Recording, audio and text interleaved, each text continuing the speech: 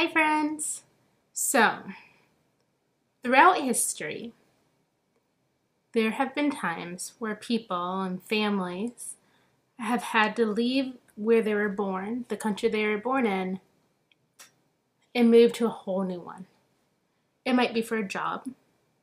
It might be for a new experience. It could be to be near to other family or friends. And sometimes it's for safety reasons. Not every country is always safe to live in. There are things like war or lack of food or lack of resources that cause families and people to have to leave their homes in search for a new one. It's not very easy to have to go, and you're not always allowed to. And so people have to find alternative methods to get to a new home. This is the story of one family's journey and their cat's journey to finding a new safe place to live. It's called The Lost and Found Cat, the true story of Kuntz's incredible journey by Doug Kuntz and Amy Shrodes, illustrated by Sue Cornelison.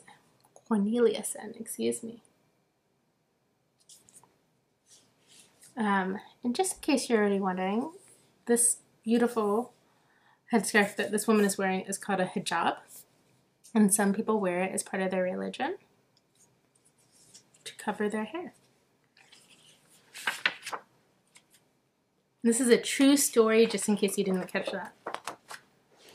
Late one night in August 2015, a car driven by a smuggler snuck out the city of Mosul in the country of Iraq. The smuggler's passengers were a mother and her 4 daughters and 1 son. Their father had recently died. Surah, the mother, had paid the smugglers to help her family flee the country. Mosul had become too dangerous. So they're leaving in the middle of the night.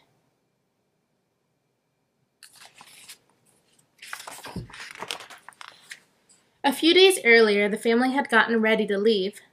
Since they could only bring what they could carry, they had packed just 1 bag full of food and water. They would buy clothes later. But Surah had decided they could not leave without their beloved cat, Kuntz. Surah prayed that the cat hidden in a small carrier would stay quiet.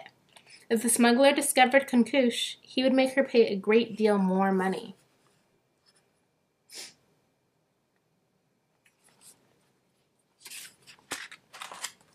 Two hours later, the car stopped and they were told to get out.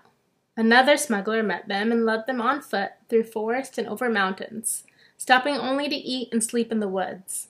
Surah feared for her children, Rehab, 18, Hakam, 16, Mob, 11, Albab, 10, and Ansab, 9. But they saw it as an adventure, often singing as they walked during the 3-day journey. Surah and her son, Hakam, took turns carrying Kuntz at the back of the line, so if the cat meowed, the smuggler would not hear him. Whenever they stopped to rest, Surah took Kuntz behind some trees to let him out and feed him.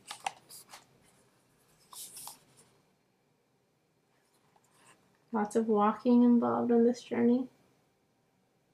And lots of having to stay quiet.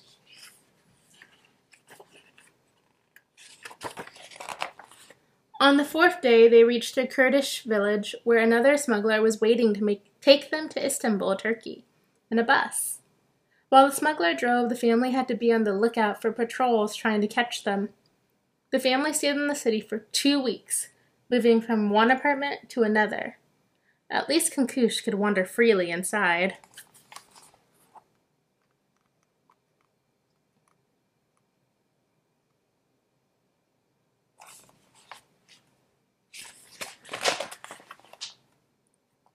Finally, it was time to cross the Aegean Sea to Greece. The family boarded another bus and drove to a place called Izmir, on the Turkish coast. Then they walked 3 hours along the beach until they were told to put on life jackets. The Greek island of Lesbos was 6 miles across the water.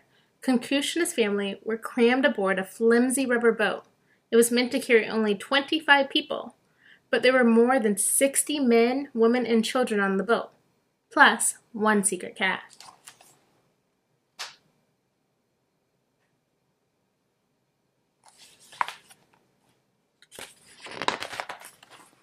Almost as soon as the overcrowded boat launched, it began taking on water because it was too heavy. From the shore, people shouted at the passengers to throw their belongings overboard to make the boat lighter, but most refused. Sura tried to hold Kunkush's carrier above the water until a wave drenched them all. The sinking boat had to return to shore. As a crush of people got off, Kunkush's carrier door was broken. Determined to make the crossing, Sura told her kids to stay aboard. How would you feel if you had to cross 6 miles in a boat, in a raft? And you had lots of people around you, and water was getting everywhere. I think I'd feel pretty scared. The boat launched again, this time with fewer passengers. Sura was scared because only her son Hakam could swim, but her daughters were unconcerned, enjoying the ride in the sun after weeks of hiding. The 3 hours crossing to Lesbos felt like it flew by thanks to their excitement. I'm glad they were excited. I don't know if I would feel excited, but I'm glad they were.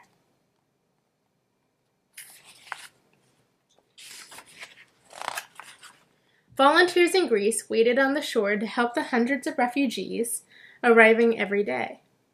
As soon as the boat reached the beach, panicky, shivering passengers scrambled to get off. Hakam splashed ashore with Kunkush and put the carrier on dry land. Then he hurried back to help his mother off the boat.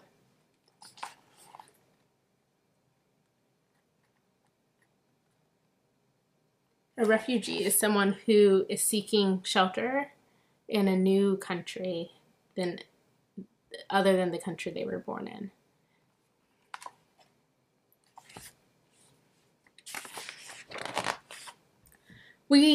Wet and frightened, Kunkush pushed his way out of the broken door of his carrier. He quickly disappeared into the forest like a deer. Look at his face, he's so scared.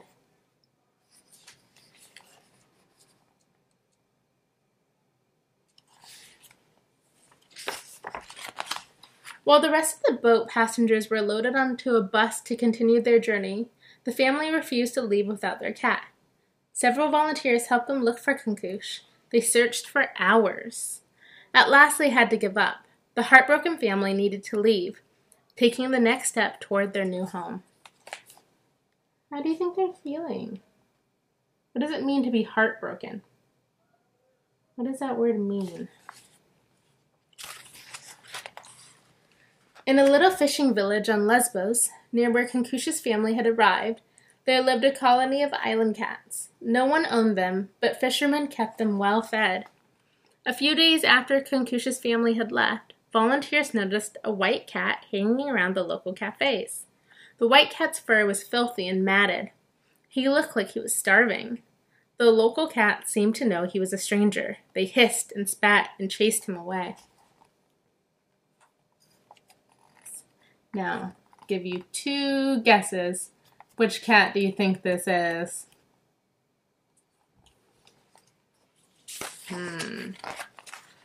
One of the volunteers, Amy, told her friend and fellow volunteer Ashley about the cat she'd seen.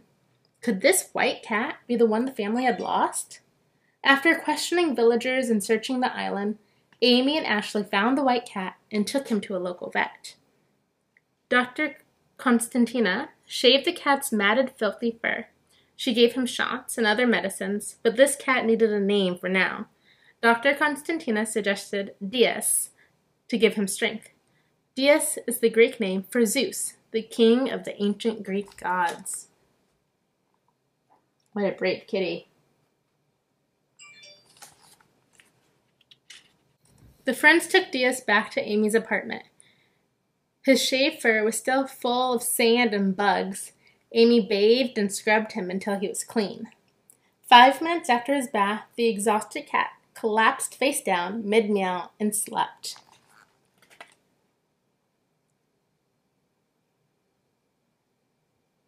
Now, I don't know if you know this, but cats don't necessarily like getting wet, so his face doesn't look very happy there. Diaz stayed with Amy for over a month. Often he prowled around her apartment, yowling loudly. Amy believed he was looking for his family.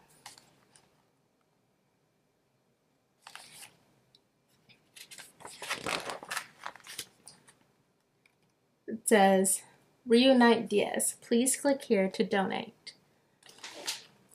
Amy and her friends were determined to reunite Diaz with his family, but where were they? Volunteers created flowers, and Amy's friend Michelle, back in the United States, made a Facebook page for him. People contributed money to help pay for his medical care and travel. Before long, news stories about the lost cat appeared around the world. Millions of people saw the videos, articles, and Facebook updates about Diaz. He had become famous. Now, if you were to predict anything about the story, what do you think is going to happen next? What do you think? If you have someone next to you, maybe pause here and tell them what you think is going to happen. And then when you're ready, come back to the story. Amy was fairly sure that the Diaz family had left Greece, that Diaz's family had left Greece. Many of the refugee families had traveled to Germany. Since Amy's time in Lesbos was ending, she made plans to take Diaz to Germany. She and Diaz flew to Berlin, where a British couple named Emma and Simon had agreed to take care of him and continue the search. If his family could not be found after a year, they would adopt him. There he is in his little carrier on his way to Berlin, Germany. And then on Valentine's Day, that's February 14th, the family saw their lost cat on the news website. The oldest daughter, Rehab, had learned some English, contacted Amy and her friends through Facebook. Everyone had been looking in the wrong place. The family was living in Norway, not Germany. Rehab told Amy that Diaz's real name was Kuntz. The volunteers arranged a Skype visit. When the family saw the fluffy white cat on the screen, they called, "Kuntz!" His ears perked up. He started searching for his family. There they are. It's kind of like what we're all doing right now, huh? We're on video conferencing and video calls. That's what they're doing with their cat. A photographer named Doug in Lesbos in Germany A photographer named Doug in Lesbos in Germany to show the refugees stories to the world, agreed to fly with Kuntz from Germany to Norway. But when he got to the airport in Berlin, the supervisor behind the counter told him he could not board the plane. "That carrier's too small," she said with a sniff. They all look kind of sad. By this time, a crowd had gathered around Doug and his yowling white cat. Doug pleaded with her. He told her the carrier was the right size. "That carrier is so small the cat cannot turn around," she snapped. At that moment, Kuntz made a dramatic 180-degree turn inside his carrier. The crowd laughed, and the supervisor grudgingly agreed to allow them into the plane.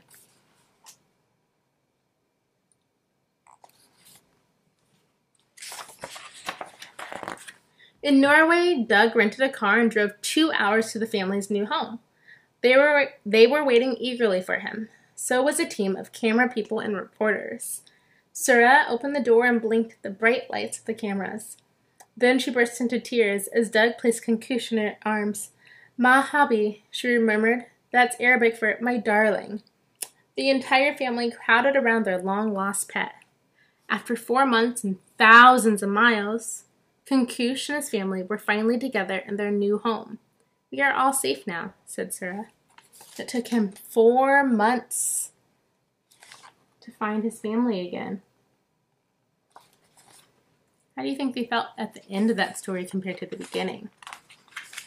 What were the family feeling the very start on their very first page, and what do you think they were feeling by the very last page? And I'm just going to share this with you. This is Kuntz's journey. And I'm going to print a picture of, I'll post a picture of this on Seesaw as well.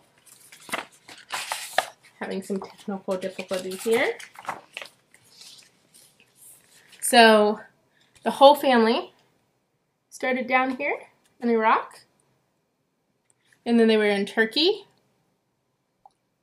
Greece, Germany, and then Norway. And here we have some actual pictures of what it looks like for other families who have taken this journey. And, of course, Kuntz. There's the real Kuntz. And the real Sura. I will post these pictures on Seesaw as well, so you can check them out a little bit closer. Check out the assignment to go along with the story, but most importantly, think about what it means to have to leave your home to find a new home. How would you feel? What emotions would you have about it? And how could you connect with this family that we learned about today? Until we talk next time or see you in another video, take care. Bye.